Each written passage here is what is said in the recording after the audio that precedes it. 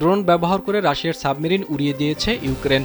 কৃষ্ণ সাগরে একটি রুশ জেটিতে পানির নিচে ড্রোন ব্যবহার করে এই হামলা চালিয়েছে কিয়েভ। ৩ বছরেরও বেশি সময় ধরে চলা যুদ্ধের মধ্যে এবারে প্রথম এ ধরনের হামলা চালিয়েছে ইউক্রেন। সোমবার দেশটির কর্মকর্তারা এই তথ্য জানিয়েছেন। ইউক্রেনের security service SUV subsea baby drone ব্যবহার করে রাশিয়ার নভরোসিস্ক বন্দরে হামলা চালিয়েছে, যেখানে কিয়েভের হামলা থেকে মস্কো তাদের নৌযান রক্ষায় একাধিক জাহাজ এবং সাবমেরিন রেখেছিল। পানির নিচ দিয়ে গোপন এই অভিযানের ভিডিও প্রকাশ করেছে ইউক্রেন, যাতে দেখা গেছে রাশিয়ার ওই নৌবন্দরে ভেড়ানো জাহাজ ও সাবমেরিনকে টার্গেট করে ড্রোন হামলা চালায় জেলেনস্কির দেশ। পারফেক্ট ব্লেন্ডার ফ্রেশ মশলা, ভালোবাসার স্বাদ অটুট থাক।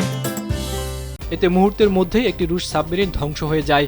প্রেসিডেন্ট ভলোদিমির জেলেনস্কির উপদেষ্টা আলেকজান্ডার কাসিমিন বলেন, ইতিহাসে এই প্রথম কোনো পানির নিচের ড্রোন একটি সাবমেরিনকে ধ্বংস করল।